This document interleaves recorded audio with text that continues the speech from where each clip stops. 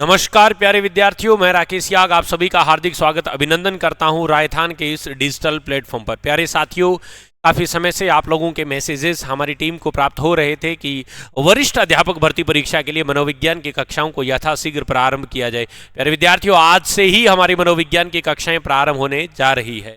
बिल्कुल प्यारे विद्यार्थियों, जो पहला टॉपिक आज हम पढ़ेंगे और बहुत ही शानदार सा बिंदु हमारा रहने वाला है, और वह जैसा कि आप लोग थंबनेल से देख पा रहे हैं, वह रहेगा मनोविज्ञान का परिचय। यानी परिचय को लेकर हम चर्चा करेंगे कि मनोविज्ञान कहाँ से और किस रूप में हमारे समक्ष आता है। विद्यार्थियों, थोड़ा सा सुनने की बात है, समझने की चीज है। हम खूब पढ़ेंगे इसमें मनोविज्ञान में। एक भी प्रश्न हमारी कोशिश रहेगी कि इस 4x6 की स्क्रीन से बाहर नहीं जाना चाहिए। यदि आप गंभीरता पूर्वक पूरी तन्मयता के साथ नोट्स बनाते हुए चले जाते हैं तो निश्चित तौर पर मुझे ये विश्वास है मां सरस्वती के आशीर्वाद से कि आपका एक भी प्रश्न स्क्रीन से या आपके नोट्स से बाहर नहीं जाएगा। साथियों, मनोविज्ञान को पढ़ने से पहले आपको यह पता होना चाहिए कि हमारा विषय क्या है। हमारा विषय जो है वह शिक्षा मनोविज्ञान है। कहने को तो आप कह देते हैं कि हमारा मनोविज्ञान पढ़ा दीजिए या मनोविज्ञान की कक्षाएं कब से प्रारंभ होगी, लेकिन प्यारे साथियों याद रखना, मनोविज्ञान अत्यंत विस्तृत है।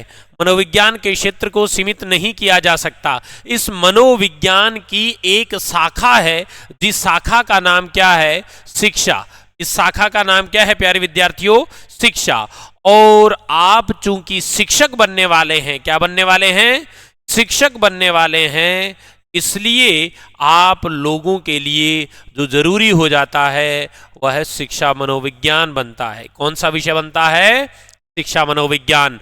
चाहे आप रीट की तैयारी कर रहे हो, चाहे आप व्याख्याता भर्ती परीक्षा की तैयारी कर रहे हो, चाहे भले ही आप तैयारी कर रहे हो वरिष्ठ अध्यापक भर्ती परीक्षा की, प्यारे साथियों आपको पढ़ना शिक्षा मनोविज्ञान को ही है। किसको? शिक्षा मनोविज्ञान को।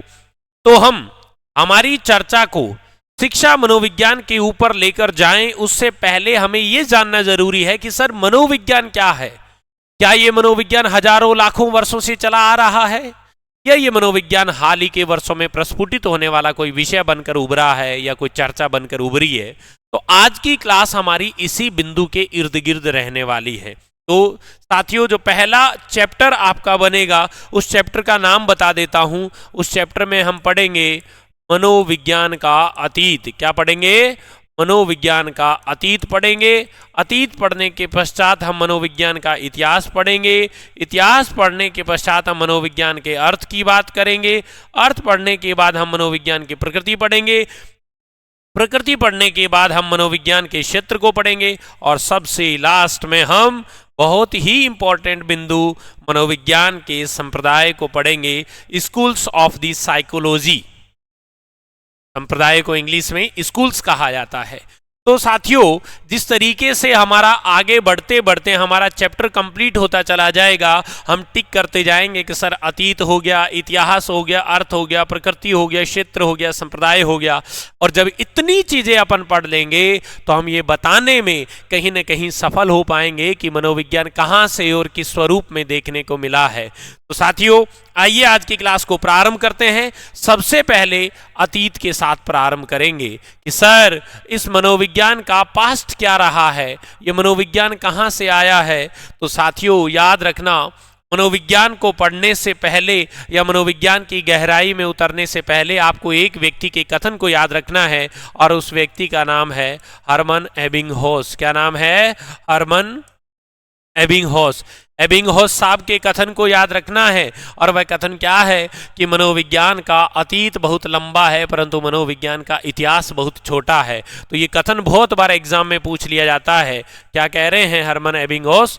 मनोविज्ञान का अतीत बहुत लंबा है। मनोविज्ञान का अतीत बहुत लंबा परंतु इतिहास बहुत छोटा है। इतिहास बहुत छोटा है, ये भी ध्यान रखना है। ये कथन किसका है? हरमन एबिंगहॉस का। एबिंगहॉस क्या कह रहे हैं कि मनोविज्ञान का अतीत बहुत लंबा है परंतु मनोविज्ञान का इतिहास बहुत छोटा है। अब साहब इन्होंने ये बात कही तो कही कैसे, हमें समझना होगा कि सर इन्होंने अतीत को लेकर ऐसा वक्तव्य क्यों दिया या इन्होंने इतिहास को लेकर ऐसी बात क्यों कही। तो बात करना प्यारे विद्यार्थियों सबसे पहले किसकी, अतीत की। तो याद रखना ये कथन लिखने के पश्चात आपको शानदार से अपने नोट्स में एक बात लिखनी है कि सर जब हम अतीत की बात करते हैं तो हम बात करते हैं दार्शनिक युग की। किसकी बात करते हैं प्यारे विद्यार्थियों, दार्शनिक युग की। हम बात करते हैं फिलोसफर एरा की, यानी दार्शनिक युग जब पढ़ने को केवल एक विषय था और वह कौन सा था, दर्शन शास्त्र। और जो पढ़ाने वाले होते थे उनको क्या कहते थे, दार्शनिक। क्या कहते थे साथियों, दार्शनिक। अब समझना मेरी बात को कि इस दार्शनिक युग में जब दर्शन शास्त्र जैसे विषय की यूं कह सकते हैं प्रबलता थी, प्रभाव था, और पढ़ाने वाले जो थे वह क्या कहलाते थे, दार्शनिक कहलाते थे। तो इसी दर्शन शास्त्र की खूब सारी शाखाएं थी और इन शाखाओं में एक शाखा थी मना दर्शन। क्या नाम था, मना दर्शन या मानसिक दर्शन, मना दर्शन या मानसिक दर्शन। तो याद रखना यह प्रश्न यदि पूछ लिया जाए दर्शन शास्त्र की कौन सी शाखा के तहत मनोविज्ञान जैसी बातें होती थी, तो आपको याद रखना है वह शाखा कौन सी है, मना दर्शन है। कौन सी शाखा है, मना दर्शन। समझिएगा अब इस पूरी बात को। हम क्या कह रहे हैं कि हम जिसको आज मनोविज्ञान कह रहे हैं, इस मनोविज्ञान का प्राचीन नाम मना दर्शन हुआ करता था। क्या नाम हुआ करता था, मना दर्शन इसका प्राचीन नाम हुआ करता था। तो यदि इस तरीके का प्रश्न आ जाए कि मनोविज्ञान का प्राचीन नाम क्या है, तो आपका आंसर क्या बनेगा, मना दर्शन। लेकिन यदि ये प्रश्न इस तरीके से आ जाए कि बताइए मनोविज्ञान की जननी, मनोविज्ञान की जननी कौन है, तो याद रखना मनोविज्ञान का जन्म दर्शन शास्त्र के गर्भ से हुआ है। इसलिए हम कह सकते हैं कि मनोविज्ञान की जननी क्या होगी, दर्शन शास्त्र होगी। तो प्यारे विद्यार्थियों यहां पर यह बात समझना, हम अतीत को लेकर चर्चा कर रहे हैं। अतीत में हमने कहा कि मनोविज्ञान का अतीत बहुत लंबा है। अतीत का मतलब हमें दार्शनिक युग में जाना पड़ेगा। दार्शनिक युग का मतलब एक ऐसा युग जिसमें कौन है, जिसमें आपको याद रखना है दर्शन शास्त्र विषय है, पढ़ाने वाले दार्शनिक हुआ करते थे। कौन हुआ करते थे, दार्शनिक हुआ करते थे। इस युग में दर्शन शास्त्र की एक शाखा थी जिसका नाम था मना दर्शन या मानसिक दर्शन। इस दर्शन शास्त्र की शाखा को ही वर्तमान में मनोविज्ञान कहा जाता है। यानी आज जो बातें हम मनोविज्ञान में करते हैं, ठीक ऐसी ही बातें हम किसमें किया करते थे, मना दर्शन में किया करते थे। इसलिए प्रश्न बन जाए कि मनोविज्ञान का प्राचीन नाम क्या है, या प्रश्न बन जाए कि मनोविज्ञान की जननी कौन है, तो आपका प्रश्न यहां से सही हो जाना चाहिए। अब बात करते हैं हम दार्शनिकों की। किसकी बात करते हैं, हम बात करेंगे दार्शनिकों की। अच्छे से समझना। आइए बात करते हैं दार्शनिकों की। तो दार्शनिकों में आपको दो तीन विद्वानों के नाम बहुत अच्छे से याद रखने हैं। यानी दार्शनिक युग की बात कर रहा हूं तो मैं लगभग आज से 2400-2500 साल पहले की बात कर रहा हूं। लगभग 2500 साल पहले की अवस्था की बात कर रहे हैं, जिसमें हम सबसे पहले एक महान शिक्षक, एक महान दार्शनिक की चर्चा करेंगे जिनका नाम है सुकरात। क्या नाम है, सुकरात। साथियों यहां पर समझने की बात है कि आज से 2500 साल पहले मनुष्य केवल और केवल दो ही चीजों को खोज रहा था, और वह दो चीजें कौन सी थी, वह प्रकृति को जानना चाहता था और वह ईश्वर की सत्यता को खोज रहा था। यानी मनुष्य इस बात की तलाश में था कि प्रकृति कैसे काम करती है, ये सूर्य, चंद्रमा, पृथ्वी, इनकी बातों को समझना चाह रहा था, और साथ में वह प्रामाणिकता को जानना चाह रहा था। किसकी, विधाता की, ईश्वर की।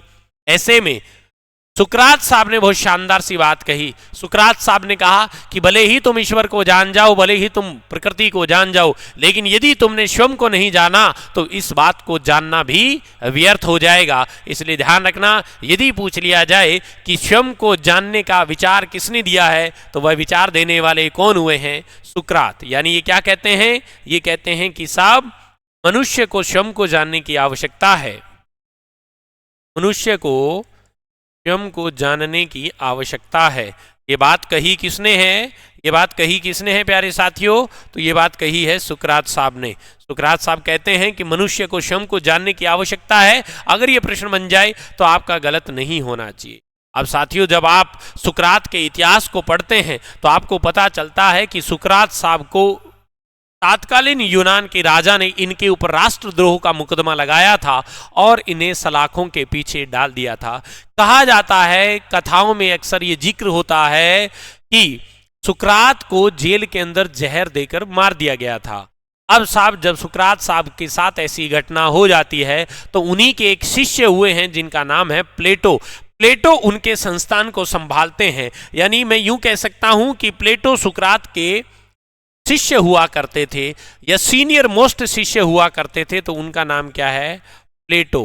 प्लेटो के पास सुकरात के शिष्य भागे भागे प्लेटो के पास आए कि सर, सुकरात साहब ये कह रहे थे कि मनुष्य को जानने की, स्वयं को जानने की आवश्यकता है। हम समझे नहीं वो कहना क्या चाह रहे थे। तो प्लेटो कहते हैं कि गुरुदेव का विचार था कि आत्मा को जानो, अर्थात यदि प्रश्न बन जाए कि आत्मा का विचार किसने दिया, आत्मा का विचार किसने दिया, यानी आत्मा को जानने का विचार किसने दिया, तो आपका आंसर बनना चाहिए कि आत्मा को जानने का विचार प्लेटो ने दिया। किसने दिया प्यारे साथियों? प्लेटो ने। यहां तक की कहानी क्लियर हो गई आपको कि साहब प्लेटो ऐसे व्यक्ति हुए हैं जो ये कहते हैं कि आत्मा को जानो। यानी प्लेटो ने ये बात क्लियर कर दी कि गुरुदेव जिसको कह रहे थे कि स्वयं को जानो, उस स्वयं को जानने का मतलब है अपनी आत्मा को जानो। शिष्य अभी भी सेटिस्फाई नहीं हुए। शिष्य कहे कि गुरुदेव बताइए आत्मा क्या होती है, बताइए गुरुदेव आत्मा क्या होती है। तो ऐसे में प्लेटो 3 बातें कहते हैं। प्लेटो कहते हैं कि जब मनुष्य की नाभि की तृष्णा, मनुष्य की नाभि की तृष्णा, मनुष्य के हृदय के भाव, हृदय के भाव और मनुष्य के मस्तिष्क के विचार, क्या? मस्तिष्क के विचार, जब प्यारे साथियों ये तीनों चीजें एक रूप हो जाए, क्या हो जाए? एक रूप हो जाए, तो किसका निर्माण होता है? प्लेटो कहते हैं कि आत्मा का निर्माण होता है। किसका निर्माण होता है? आत्मा का। यहां तक की बात को पहले समझो, मेरी बात को बहुत अच्छे से जानने की जरूरत है साथियों, कुछ नई चीजें सीखने को मिलेगी आपको। हम चर्चा कर रहे हैं मनोविज्ञान के अतीत की। हमने कहा कि एबिंगहॉस साहब कहते हैं कि मनोविज्ञान का अतीत बहुत लंबा है परंतु मनोविज्ञान का इतिहास बहुत छोटा है। जब हमने कहा कि हम कैसे माने, तो हम गए अतीत में। अतीत में गए तो साहब पता चलता है दार्शनिक युग में। दार्शनिक युग में एक विषय हुआ करता था जिसका नाम था दर्शन शास्त्र, और इस दर्शन शास्त्र की एक शाखा हुआ करती थी मनादर्शन। मनादर्शन में उन तमाम उन्हीं बातों का अध्ययन होता था जिन बातों का अध्ययन आज आप मनोविज्ञान में करते हैं। विद्यार्थियों, यदि प्रश्न बन जाए कि मनोविज्ञान का प्राचीन नाम, तो आपका आंसर रहेगा मनादर्शन या मानसिक दर्शन। लेकिन यदि प्रश्न बन जाए कि मनोविज्ञान की जननी कौन है, तो हमें पता होना चाहिए कि दर्शन शास्त्र के गर्भ से मनोविज्ञान का उद्भव हुआ है। फिर बात आती है दार्शनिकों की। तो 2 बड़े दार्शनिकों के नाम मैंने आपके सामने लिख दिए। कौन कौन? एक सुकरात साहब। सुकरात कहते हैं कि मनुष्य को स्वयं को जानने की जरूरत है, क्योंकि मनुष्य प्रकृति और ईश्वर की खोज में लगा था। वहीं प्लेटो कहते हैं कि साहब गुरुदेव का जो स्वयं को जानने का विचार है उसका मतलब है आत्मा, यानी तुम अपनी आत्मा को जानो। शिष्यों ने कहा कि गुरुदेव हम अभी भी नहीं समझे कि आत्मा क्या है। तब प्लेटो कहते हैं कि अगर तुम्हारी नाभि की तृष्णा, यानी हम जो भी भूख प्यास फील करते हैं, महसूस करते हैं, वो नाभि से करते हैं। नाभि मैसेज भेजती है हृदय को, हृदय से भाव उमड़ते हैं, और ये भाव जब हमारे मस्तिष्क के विचारों के साथ तीनों चीजें मिल जाती है तो वो आत्मा बन जाती है। क्योंकि इन तीनों के मिल जाने से हम कोई व्यवहार करेंगे और वह व्यवहार ही हमारी आत्मा है। हम उसी व्यवहार की वजह से ही जाने जाएंगे कि अच्छी आत्मा है या बुरी आत्मा। तो ये बात किसने कही? प्लेटो ने कही। किसने कही? प्लेटो ने। अब इन दोनों की कहानी से एक बात क्लियर हो जाती है कि गुरु से आगे उसका शिष्य है। गुरु इतनी बात कह रहे हैं तो शिष्य ने उनकी बात को आगे बढ़ाया। तो साथियों अब याद रखना, इन्हीं प्लेटो के एक शिष्य हुए हैं जिनका नाम है अरस्तु। क्या नाम है प्यारे साथियों? अरस्तु। अरस्तु के ऊपर भी याद रखना। यदि प्रश्न बन जाए कि आत्मा का सर्वप्रथम अध्ययन, आत्मा का सर्वप्रथम अध्ययन, ये तो विचार देंगे। प्लेटो साहब ने तो क्या दे दिया, विचार दे दिया। लेकिन इस आत्मा के ऊपर अध्ययन करने का कार्य अगर कोई करता है तो वह अध्ययन करने का कार्य कौन कर रहा है, अरस्तु कर रहा। कौन कर रहा है साथियों, अरस्तु कर रहा है। ये बात आपको पता चलनी चाहिए। अच्छा, अरस्तु ने इस अध्ययन को लेकर एक पुस्तक लिखी और उस पुस्तक का नाम आपके लिए बहुत महत्वपूर्ण रह जाता है। और वह पुस्तक कौन सी है प्यारे साथियों, डी एनिमा। कौन सी पुस्तक है, डी एनिमा। तो याद रखना, इस स्क्रीन पर अतीत से संबंधित जितने प्रश्न हैं वह प्रश्न आपके लिए बेहद जरूरी हैं, बेहद जरूरी प्रश्न है वो।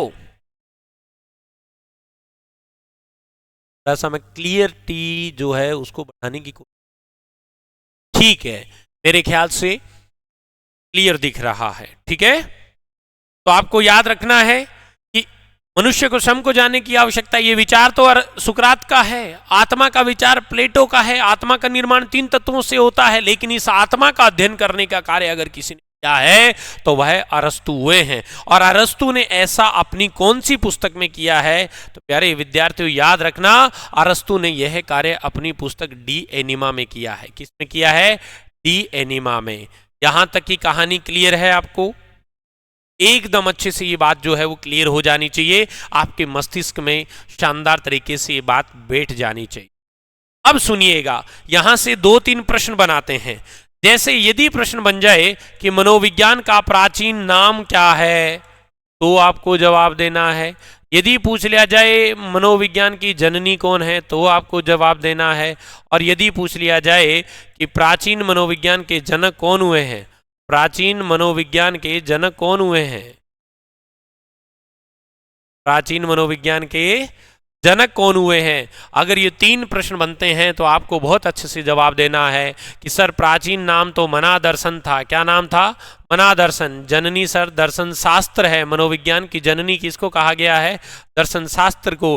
कुछ नहीं बोले, केवल ऐसा बोले कि प्राचीन मनोविज्ञान के जनक कौन हुए हैं, तो आपको बिना सोचे समझे आंसर देना है कि सर अरस्तु जो है वो प्राचीन मनोविज्ञान के जनक हुए हैं। लेकिन लेकिन लेकिन सुनिएगा, यदि प्रश्न इस तरीके से आ जाए कि बताइए कोल्सनिक के अनुसार, किसके अनुसार, कोल्सनिक के अनुसार प्राचीन मनोविज्ञान के जनक, यदि इस तरीके का प्रश्न आ जाए कि कोल्सनिक के अनुसार प्राचीन मनोविज्ञान के जनक कौन हुए हैं, तो कोल्सनिक किसके भक्त हैं, वो प्लेटो के हैं। कोल्सनिक कहते हैं कि एक बात बताइए, अरस्तु तो आत्मा का अध्ययन कर रहे हैं, आत्मा का विचार किसने दिया, तो कि साहब आत्मा का विचार तो प्लेटो ने दिया। तो ये कहते हैं कि प्राचीन मनोविज्ञान के जनक कौन हो जाएंगे, प्लेटो। ये विचार किसका है, कोल्सनिक का है। बाकी यूं मान के चलो, सामान्यतः अपन यही मानते हैं कि प्राचीन मनोविज्ञान के जनक कौन हुए हैं, अरस्तु हुए हैं। कौन हुए हैं प्यारे साथियों, अरस्तु हुए हैं। मेरे ख्याल से ये अतीत से संबंधित 2-4 बातें आपको क्लियर हो जानी चाहिए। हमारी कोशिश रहेगी कि आप व्यवस्थित तरीके से साथ में नोट्स बना रहे हो। आप किस तरीके से नोट्स बनाएंगे मैं आपको समझा देता हूं। पहली क्लास है तो अब ऐसा तो है नहीं ऑफलाइन की तरह मैं आपको बोलूं और आप लिखते ही चले जाएं, ऐसा तो संभव है नहीं। तो आपको पहले तो सुनना है, लिखना कुछ नहीं है साथ में। आपको केवल पहले क्या करना है, सुनना है। और सुनने के पश्चात जब आपका वीडियो कंप्लीट हो जाएगा तब इस वीडियो की पीडीएफ आपको उपलब्ध हो जाएगी और इस उपलब्ध पीडीएफ से आप अपना नोट्स बनाएंगे कि आपने समझा क्या है। समझ गए मेरी बात को। तो लिखने का काम हमेशा बाद में करना है, यानी कभी ऐसी कोशिश मत करना कि मैं बोल रहा हूं और आप लिख रहे हैं, यानी मैं तो समझा रहा हूं और आप लिख रहे हैं। अगर ऐसा करेंगे तो बहुत गलत हो जाएगा। अगर आपको लिखना है तो पॉज का बटन दबा के रोक दीजिए, उसके पश्चात वो तमाम बातें लिखिएगा। क्योंकि अगर आप साथ में लिखेंगे तो मैं कुछ ऐसी बात बता जाऊंगा जो कि तुम्हारे ध्यान में नहीं रहेगी। इसलिए बहुत अच्छे से इस बात को देख लेना। स्क्रीनशॉट आप लेना चाहो तो ले सकते हो। कितनी बड़ी बड़ी बातें हमने इस में करी है सर। बढ़े आगे, ठीक है, बढ़ते हैं।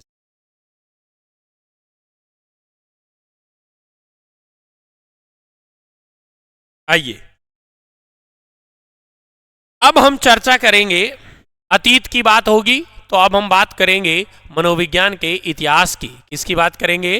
मनोविज्ञान के इतिहास की। जैसे हमने अतीत को शुरू किया था तो हमने एबिंगहॉस के कथन को पढ़ा था। प्यारे विद्यार्थियों, यदि हम इतिहास शुरू करेंगे तो लगे हाथ अपन एक कथन भी याद करेंगे, और वह कथन किसका है? वुडवर्थ का है। किसका है? वुडवर्थ का है। वुडवर्थ क्या कहते हैं सुनिएगा। वुडवर्थ कहते हैं कि साहब सर्वप्रथम मनोविज्ञान ने, क्या कह रहे हैं? सर्वप्रथम मनोविज्ञान ने आत्मा का त्याग किया। क्या किया? आत्मा का त्याग किया, ये याद रखना है। फिर मन मस्तिष्क का त्याग किया, फिर मन मस्तिष्क का त्याग किया। बहुत बार ये परिभाषा पूछी गई है।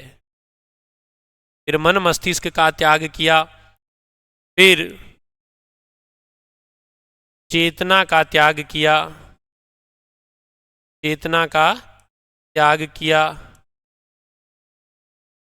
तथा वर्तमान में व्यवहार के विज्ञान के रूप में, व्यवहार के विज्ञान के रूप में स्थापित हो चुका है, स्थापित हो चुका है। देखिए क्या कह रहे हैं कि सर्वप्रथम मनोविज्ञान ने आत्मा का त्याग किया, फिर मन मस्तिष्क का त्याग किया, फिर चेतना का त्याग किया, तथा वर्तमान में व्यवहार के विज्ञान के रूप में स्थापित हो चुका है। ये बात कही किसने है? वुडवर्थ ने। प्यारे साथियों, एक अच्छी बात याद रखनी है कि ये बात इन्होंने कब कही है? 1945 में। कब कही है? 1945 में। लिखना अच्छे से इसको, ठीक है? मैं और क्लियर लिख देता हूं इसको, गलती हो जाती है यदि पूछ लिया जाए कि मनोविज्ञान के संबंध में वुडवर्थ ने अर्थ यात्रा की परिभाषा कब दी है। यानी ये जो बात बोली है ना मनोविज्ञान के बारे में वुडवर्थ ने, इस पूरी बात को क्या कहा जाता है? मनोविज्ञान की अर्थ यात्रा कहा जाता है। क्या कहा जाता है? अर्थ यात्रा। क्योंकि पूरी परिभाषा, इस पूरे कथन से ये बात क्लियर हो जाती है कि मनोविज्ञान किस समय किस स्वरूप में आगे बढ़ा होगा। मनोविज्ञान सबसे पहले आत्मा का त्याग कर रहा है, फिर मनोविज्ञान मन मस्तिष्क का त्याग कर रहा है, फिर मनोविज्ञान चेतना का त्याग कर रहा है, फिर मनोविज्ञान वर्तमान में व्यवहार के विज्ञान के रूप में स्थापित हो चुका है। अब आप कहेंगे सर इस परिभाषा से इतिहास का कैसे पता चलता है? तो आइए प्यारे विद्यार्थियों, अब प्रश्न बनाना शुरू करते हैं। पहला प्रश्न आपको याद रखना, ये कथन ऐसा का ऐसा लिख लेना, जो मैं लिख रहा हूं ये कथन लिख लीजिएगा। और ये कथन क्या है कि मनोविज्ञान का इतिहास, मनोविज्ञान का इतिहास 16वीं सदी से प्रारंभ होता है। कब से प्रारंभ होता है? 16वीं सदी से प्रारंभ होता है। पूछा गया प्रश्न है कि मनोविज्ञान का इतिहास कौन सी सदी से प्रारंभ होता है, कब से प्रारंभ होता है? तो साहब 16वीं सदी से। कब से प्रारंभ होता है? 16वीं सदी से। तो सर इस परिभाषा से क्या पता चला? देखो बेटा, इस परिभाषा से यह पता चला कि, अब देखो, अब यहां पे समझना एक बात को कि आज जिसको तुम मनोविज्ञान कहते हो, व्यवहार का अध्ययन कहते हो, ये हमेशा से ऐसा नहीं था। इसने समय समय पर अपने स्वरूप को बदला है। इसने सांप की कैंचुली की भांति कैंचुली का त्याग किया है। समय व परिस्थितियों के हिसाब से मनोविज्ञान परिवर्तित होते होते, परिपक्व होते होते आज इस स्वरूप में पहुंचा है कि मनोविज्ञान व्यवहार व अनुभूतियों का अध्ययन कर रहा है। इसलिए यदि प्रश्न बन जाए कि मनोविज्ञान का इतिहास कब से प्रारंभ हो रहा है, तो आप कहेंगे 16वीं सदी से। कब से प्रारंभ हो रहा है? 16वीं सदी से। एक बात। दूसरी चीज आपको याद रखनी है, सर 16वीं सदी में मनोविज्ञान को क्या माना जाता था? तो हम क्या कहेंगे? आत्मा। तो मैंने जिन जिन चीजों को अंडरलाइन किया है ये चीजें आपको याद रखनी है। यानी आत्मा मनोविज्ञान की विषय वस्तु कब हुआ करती थी? 16वीं सदी में। कब हुआ करती थी? 16वीं सदी में। सर मन मस्तिष्क मनोविज्ञान की विषय वस्तु कब हुआ करती थी? तो 17वीं सदी में। कब हुआ करती थी? 17वीं सदी में। व्यवहार का विज्ञान, सॉरी, चेतना का विज्ञान या चेतना का अध्ययन कब हुआ करती थी? तो 18वीं नहीं बोलना है, आपको बोलना है 19वीं। 18वीं और 17वीं में मनोविज्ञान को क्या माना जाता था? मन मस्तिष्क का विज्ञान माना जाता था। और 19वीं सदी में आपको याद रखना है कि 19वीं सदी में मनोविज्ञान को चेतना के अध्ययन से जोड़ा गया, जहां पर William Wundt, wives, James Titchener जैसे विद्वानों ने प्रयास किए। बात आ जाती है व्यवहार का विज्ञान कब माना गया, तो आपको याद रखना है 20वीं सदी में, यानी मनोविज्ञान व्यवहार का विज्ञान कब बनता है, 20वीं सदी में। अब सुनिएगा, आप कहेंगे सर वर्तमान में तो 21वीं सदी चल रही है, तो वुडवर्थ ने यह बात कैसे कह दी कि वर्तमान में मनोविज्ञान व्यवहार का विज्ञान है? तो सुनिएगा, यह बात आई कब, 1945 में, और 1945 वाली सदी को हम क्या कहते हैं, 20वीं सदी कहते हैं। यानी उस समय वुडवर्थ अपने समय में ये कहते हैं कि आज यानी 1945 में मनोविज्ञान व्यवहार के विज्ञान के रूप में स्थापित हो चुका है। जो मनोविज्ञान 20वीं सदी में व्यवहार का विज्ञान था, वह 19वीं में चेतना था, वह 17वीं में मन मस्तिष्क था, और 16वीं में वह क्या था प्यारे साथियों, आत्मा का अध्ययन से संबंधित था। अब सुनिए, यानी 16वीं सदी में तो यह माना गया कि मनोविज्ञान आत्मा का अध्ययन करता है। 17वीं वालों ने कहा नहीं साहब, मनोविज्ञान तो मन मस्तिष्क का अध्ययन करता है।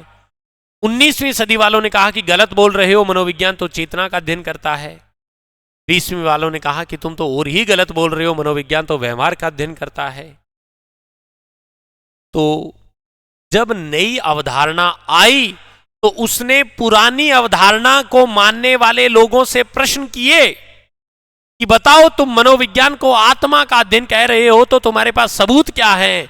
जब पुराने वाले लोग इस बात को साबित नहीं कर पाए तो वह अवधारणा कालांतर में समाप्त होती गई। सबसे पहले आत्मा वालों से प्रश्न पूछे मस्तिष्क वालों ने, आत्मा वाले नहीं बता पाए तो आत्मा की अवधारणा समाप्त हो गई और मन मस्तिष्क की विचारधारा व्याप्त हो गई। फिर आए चेतना वाले, उन्होंने कहा कि तुम बताओ मन मस्तिष्क का स्वरूप कैसा होता है। मन मस्तिष्क वाले नहीं बता पाए तो चेतना व्याप्त हो गई। फिर आए 20वीं सदी वाले, उन्होंने कहा कि तुम बताओ चेतना से कैसे जोड़ रहे हो, मस्तिष्क की तो दो अन्य अवस्थाएं भी होती है, अचेतन और पूर्व चेतन, अर्धचेतन। तो साहब जब 20वीं सदी वालों ने 19वीं से प्रश्न किया तो 19वीं वाले साबित नहीं कर पाए और वह अवधारणा भी समाप्त हो गई और 20वीं सदी वाली अवधारणा व्याप्त हो गई। अब प्रश्न बनता है बढ़िया, वह प्रश्न क्या है, समझना कि सर आज 20वीं तो चल नहीं रही, आज तो चल रही है 21वीं, या मैं यूं कह दूं आज के दिन खड़े होकर हम चर्चा कर रहे हैं वर्तमान के बारे में। तो यदि प्रश्न बन जाए कि वर्तमान में मनोविज्ञान क्या है, ऑप्शन दे रहा हूं, प्रश्न बन जाए वर्तमान में मनोविज्ञान है व्यवहार का विज्ञान, अनुभूति का विज्ञान, व्यवहार व अनुभूति का विज्ञान, तो प्यारे साथियों ध्यान रखना, आज मनोविज्ञान को न केवल व्यवहार माना जा रहा है अपितु यह हमारी मानसिक अनुभूतियों का भी अध्ययन करता है। यानी हमारा मस्तिष्क क्या सोच रहा है, कैसे कल्पना कर रहा है, कैसे चिंतन कर रहा है, कैसे प्रत्यक्षीकरण कर रहा है, कैसे संप्रत्यय का निर्माण कर रहा है, ये सारी बातें भी आज मनोविज्ञान में अध्ययन का विषय हो गई है। इसलिए आज मनोविज्ञान केवल व्यवहार का अध्ययन नहीं कर रहा, आज मनोविज्ञान अगर अध्ययन कर रहा है तो व्यवहार व अनुभूति दोनों का अध्ययन कर रहा है, का व्यवहार व अनुभूति दोनों का अध्ययन कर रहा है साथियों। इसलिए यदि आज के दिन पूछ लिया जाए कि मनोविज्ञान क्या है तो आप कहेंगे व्यवहार व अनुभूति का विज्ञान है। पूछ लिया जाए 20वीं सदी में मनोविज्ञान की विषय वस्तु क्या थी, तो व्यवहार है, 19वीं सदी में चेतना है, 17वीं सदी में मन मस्तिष्क है और 16वीं सदी में क्या है, आत्मा का अध्ययन है, का आत्मा का। तो ये बात आपको, इतनी बातें आपको बहुत अच्छे से याद रखनी है। और मैंने जो पिछले 10 मिनट में बात बोली है ना आपको, ये बातें आपको बार बार रिवाइज करनी है साथियों। क्या करना है, बार बार रिवाइज करना है। बार बार रिवाइज करेंगे ना तब जाके यूं मान के चलो कि साहब आपको चीजें याद रहने लगेगी। क्लियर होगी बात सभी को?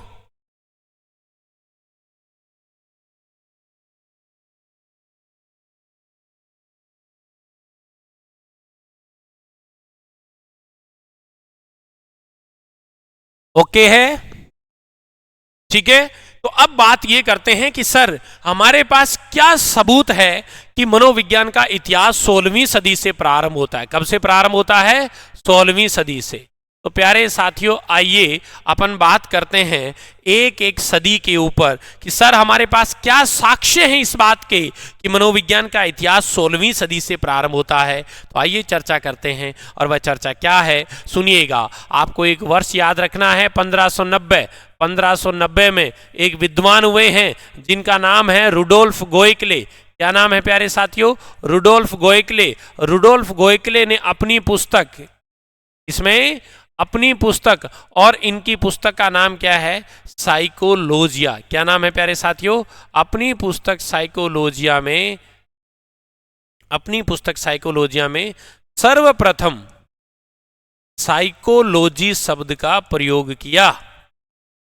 साइकोलॉजी शब्द का प्रयोग किया। अब देखो यहां से दो प्रश्न बनते हैं अच्छे। पहला प्रश्न तो यह बनता है कि रुडोल्फ गोएकले द्वारा रचित पुस्तक कौन सी है? तो आप कहेंगे साइकोलॉजिया। बुक का नाम क्या है? साइकोलॉजिया। इस बुक के अंदर पहली बार कौन से शब्द का नाम आ रहा है? साइकोलॉजी। 1590 से पहले कभी भी साइकोलॉजी नाम नहीं देखा गया था, कभी भी नहीं देखा गया था। ये साइकोलॉजी शब्द पहली बार अगर प्रयोग होता है तो वह प्रयोग 1590 में हो रहा है, और करने वाले कौन है? रुडोल्फ गोएकले हैं। कौन है? रुडोल्फ गोएकले हैं। तो ये आपको एक बात अच्छी याद रखनी है। दूसरी बात ये याद रखनी है कि यहां से यदि प्रश्न बन जाए, ये बनता है बार बार कि जो साइकोलॉजी शब्द है, इस साइकोलॉजी शब्द की उत्पत्ति कौन सी भाषा से हुई है? साइकोलॉजी शब्द की उत्पत्ति तो आप कहेंगे ग्रीक या यूनानी। मैं एक ही बात बोल रहा हूं, ग्रीक या यूनानी तथा लैटिन भाषा से हुई है। लैटिन भाषा से हुई है। अब यहां पर कंफ्यूजन आ चुका है, कंफ्यूजन आ चुका है। यदि प्रश्न इस तरीके से आता है, यहां पर मैं प्रश्न लिख रहा हूं, ठीक है ना, आप भी कॉपी में लिख लिया करो। ऊपर कहीं साइड में नोट्स तो बना रहे हो व्यवस्थित, लेकिन इसको कहीं साइड में दाएं बाएं ऊपर नीचे हाशिए में लिख लिया करो। इस साइकोलॉजी शब्द की उत्पत्ति हुई है। अब ग्रीक और यूनानी तो एक ही बात है, ग्रीक यूनानी तो एक ही बात है। लैटिन ये बी ऑप्शन है, अंग्रेजी ये सी ऑप्शन है। याद रखना प्यारे साथियों, अगर इस तरीके का विकल्प आता है तो आपका सही आंसर होगा ग्रीक यूनानी। इसका मतलब सर हम ग्रीक यूनानी को जो है ये प्रथम प्राथमिकता देंगे। हम इसको क्या मानेंगे? प्रथम प्राथमिकता। यानी अगर विकल्प में ग्रीक यूनानी और लैटिन दोनों भाषा हो, ग्रीक यूनानी और लैटिन दोनों भाषा हो, तो हमें क्या कहना है कि साहब मनोविज्ञान यानी साइकोलॉजी शब्द की उत्पत्ति ग्रीक या यूनानी भाषा से हुई है। लेकिन अगर विकल्प में ग्रीक या यूनानी नहीं है तो हमारा सही आंसर लैटिन भी हो सकता है। तो हम इसको क्या देंगे? हम लैटिन को सेकंड नंबर दे देंगे। ऐसे नोट्स में क्या लिख दोगे? यहाँ फर्स्ट या सेकंड, और याद रह जाएगा। अब देखो इस पूरी स्लाइड में आपको कैसे नोट्स बनाने हैं। आप लिखेंगे 16वीं सदी, यानी हेडिंग तो आपकी क्या रहेगी? 16वीं सदी। आप मेरी बात समझना, मैं आपको नोट्स बनाने का तरीका बता रहा हूं।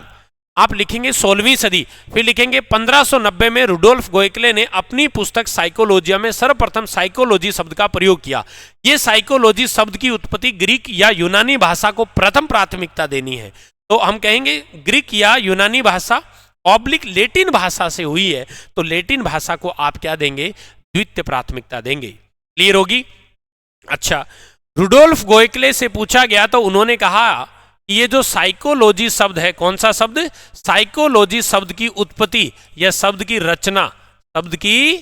रचना दो शब्दों के युग्म से हुई है, दो शब्दों के संयोग से हुई है, दो शब्दों के संयोग से हुई है। और ये दो शब्द कौन से हैं? एक तो है साइकी और एक है लोगोस। क्या है? लोगोस। प्यारे विद्यार्थियों, बहुत बार पूछ लिया जाता है कि साइकोलॉजी में साइकी का मतलब बताइए, तो आप कहेंगे आत्मा का। साइकोलॉजी में साइकी का मतलब बताइए, तो आप क्या कहेंगे? आत्मा का। और यदि पूछ लिया जाए लोगोस का मतलब क्या होता है, तो आप कहेंगे अध्ययन करना या विवेचन करना, अध्ययन करना या विवेचन करना या व्याख्या करना या वर्णन करना। अर्थात यही तो सबूत ढूंढ रहे थे कि हम कैसे कह दें सर कि मनोविज्ञान का इतिहास 16वीं सदी से प्रारंभ होता है, तो हम कैसे कह दें कि 16वीं सदी में मनोविज्ञान की विषय वस्तु आत्मा है। तो प्यारे विद्यार्थी, इस बात को साबित करने के लिए मैंने कहा कि रुडोल्फ गोएकले ने पहली बार अपनी पुस्तक में साइकोलॉजिया नामक पुस्तक में साइकोलॉजी शब्द का प्रयोग किया, और वह साइकोलॉजी शब्द को जब खोला गया तो पता चला कि दो शब्दों के योग से बना है, एक है साइकी और एक लोगोस। साइकी का मतलब होता है आत्मा का, और लोगोस का मतलब होता है अध्ययन करना, वर्णन करना, विवेचन करना या व्याख्या करना। इसका मतलब साइकोलॉजी का मतलब क्या हो गया कि आत्मा का अध्ययन करना ही मनोविज्ञान है। ये कौन सी सदी की बात है? ये 16वीं सदी की। कब की बात है? 16वीं सदी।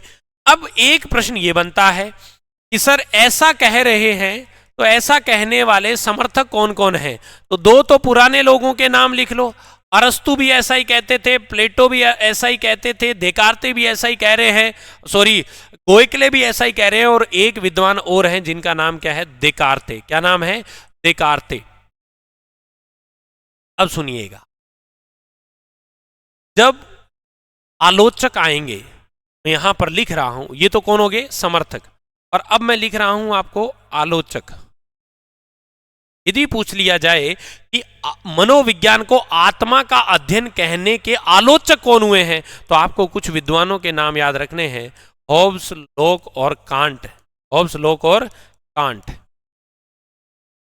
हालांकि और भी है, थॉमस रीड है, लिबनीज है, लेकिन उन लोगों का आगे अध्ययन करेंगे। अभी आपको याद रखना है कि उस समय गोएकले जैसे विद्वानों ने कहा कि मनोविज्ञान आत्मा का अध्ययन करता है। किसका अध्ययन करता है? आत्मा का। तो साहब कांट साहब निकल कर आए और कांट ने कहा कि तुम बताओ मुझे आत्मा का अध्ययन कैसे करता है। तो कोई भी उस चैलेंज को स्वीकार नहीं करता। एक व्यक्ति उस चैलेंज को स्वीकार करता है और उसका नाम क्या है? देकार्ते है। देकार्ते उस समय भौतिक शास्त्री हुआ करते थे। देकार्ते क्या थे? फिजिक्स के टीचर थे, भौतिक शास्त्री थे। देकार्ते ने कहा कि तुम कहते हो कि आत्मा कैसी होती है, मैं बताता हूं आत्मा कैसी होती है। तो यहां से एक प्रश्न बनता है कि वह कौन विद्वान है जिन्होंने आत्मा को भौतिकी से जोड़ना चाहा? आत्मा को भौतिकी से जोड़ना चाहा, आत्मा को भौतिकी से जोड़ना चाहा, परंतु असफल रहे। याद रखना, वह विद्वान कौन है? कौन है प्यारे साथियों विद्वान? वह देकार्ते हैं। जब ये लोग आके होब्स, लोग, कांट ये कहते हैं कि तुम गलत बोल रहे हो, मनोविज्ञान आत्मा का अध्ययन नहीं हो सकता, तब देकार्ते कहते हैं मैं साबित करके दिखाऊंगा कि मनोविज्ञान आत्मा का अध्ययन करता है। इसलिए वो भौतिक शास्त्री थे। भौतिकी से जोड़ने का मतलब है वो बताना चाह रहे थे कि फिजिकल रूप में, भौतिक रूप में आत्मा ऐसी होती है, लेकिन वो ऐसा करने में असफल रहे। अरे भाई, जब असफल रहे तभी तो अवधारणा जो है वो क्या हो गई? समाप्त हो गई। देर होगी बात सभी को, अवधारणा क्या होगी? समाप्त हो जाती है। अब सुनिएगा, ये जो आलोचक है ना, इन आलोचकों ने क्या कहा वो बात सुनने की है। इन आलोचकों ने कहा, यानी मैं लिख देता हूं, आलोचकों का मानना था कि, आपको भी लिखना है, आलोचकों का मानना था कि आत्मा तो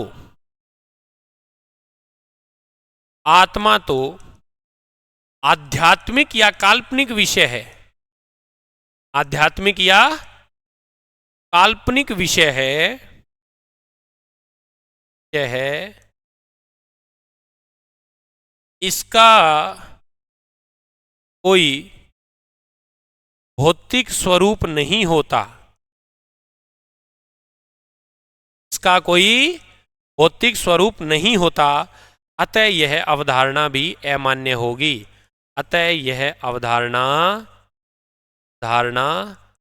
समाप्त हो गई। अतः यह अवधारणा क्या होगी प्यारे साथियों? समाप्त हो गई। अब समझिएगा, पूरी कहानी को समझना, यहां तक की बात को। अब तक जो समझे हो ना, एक बार उसको रिकॉल करते हैं, अपन रिकॉल करते हैं। 16वीं सदी को रिकॉल करवा रहा हूं मैं। 16वीं सदी यानी इतिहास को देखो। हमने कहा कि मनोविज्ञान का इतिहास कब से प्रारंभ हो रहा है? 16वीं सदी से। कब से प्रारंभ हो रहा है? 16वीं सदी। और हमने कथन उठाया वुडवर्थ का, जो कथन उन्होंने 1945 में दिया था, जिसको अर्थ यात्रा की परिभाषा कहा जाता है, जिसमें वो कह रहे हैं कि सर्वप्रथम मनोविज्ञान ने आत्मा का त्याग किया, फिर मनोविज्ञान ने मन मस्तिष्क का त्याग किया, फिर मनोविज्ञान ने चेतना का त्याग किया, तथा वर्तमान में मनोविज्ञान व्यवहार के विज्ञान के रूप में स्थापित हो चुका है। अब साहब इसी परिभाषा से हमें क्या पता चलता है कि सर 16वीं सदी में मनोविज्ञान की विषय वस्तु आत्मा थी, 17वीं सदी में मनोविज्ञान की विषय वस्तु मन मस्तिष्क थी, 19वीं सदी में मनोविज्ञान की विषय वस्तु चेतना थी, और 20वीं सदी में मनोविज्ञान की विषय वस्तु व्यवहार है। क्या है? व्यवहार है। तो साहब यदि प्रश्न बन जाए कि वर्तमान में मनोविज्ञान की विषय वस्तु क्या है, तो हम कहेंगे कि हम, हालांकि मैं इस चीज को पूरा नहीं बता रहा हूं क्योंकि 20वीं सदी में बताने वाली बात है ये, याद रखना, वर्तमान में मनोविज्ञान व्यवहार व अनुभूति दोनों का अध्ययन करता है। फिर हम आगे बढ़े, हमने कहा कि सर हम कैसे माने कि 16वीं सदी से मनोविज्ञान का इतिहास प्रारंभ होता है? तो हमने कहा बेटा कि 1590 में रुडोल्फ गोएकले नाम के एक विद्वान हुए हैं। रुडोल्फ गोएकले पुस्तक लिखते हैं साइकोलॉजिया, और इस पुस्तक में पहली बार साइकोलॉजी शब्द का प्रयोग हुआ। ये जो साइकोलॉजी शब्द है, इसकी उत्पत्ति ग्रीक या यूनानी भाषा से हुई है। ग्रीक या यूनानी भाषा से हुई है। अगर ग्रीक यूनानी ऑप्शन में नहीं है तो लेटिन भी सही है। ये जो साइकोलॉजी शब्द है, इसकी रचना दो शब्दों के संयोग से हुई है, साइकी और लोगस। साइकी का मतलब होता है आत्मा का, लोगस का मतलब होता है अध्ययन या विवेचन करना। अर्थात 16वीं सदी में मनोविज्ञान को आत्मा का अध्ययन या विवेचन माना गया, और ऐसा मानने वाले लोग थे अरस्तु, देकार्ते, प्लेटो।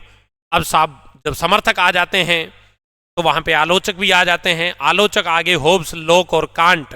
इन्होंने कहा कि मनोविज्ञान तो आत्मा तो आध्यात्मिक विषय है, आत्मा तो काल्पनिक विषय है, आप मनोविज्ञान को आत्मा का अध्ययन कैसे कह सकते हो? तब देकार्ते कहते हैं कि मैं भौतिक शास्त्री हूं, तुम्हारे चैलेंज को स्वीकार करता हूं। तो प्रश्न बन जाता है कि वह कौन मनोवैज्ञानिक हैं जिन्होंने आत्मा को भौतिकी से जोड़ना चाहा, परंतु वे ऐसा करने में असफल रहे। जब असफल रह जाते हैं तो हमने कह दिया कि यह अवधारणा धीरे धीरे क्या हो गई? समाप्त हो गई। तो प्यारे साथियों, आज हमने परिचय पढ़ा शिक्षा मनोविज्ञान में मनोविज्ञान का। अतीत देखने गए तो हमें पता चला अतीत यानी दार्शनिक युग। दार्शनिक युग की सारी बातें कंठस्थ होनी चाहिए। अतीत के पश्चात हम देखने गए इतिहास, और इतिहास को लेकर हमने 16वीं सदी का अध्ययन किया। उम्मीद करता हूं आपको ये आज की क्लास बेहतरीन लगी होगी।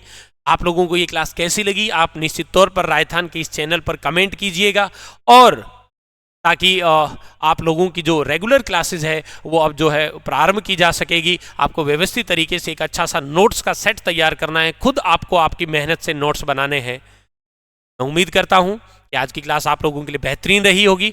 कल फिर मिलते हैं, तब तक के लिए नमस्कार, जय हिंद, जय भारत, राम राम सा, धन्यवाद।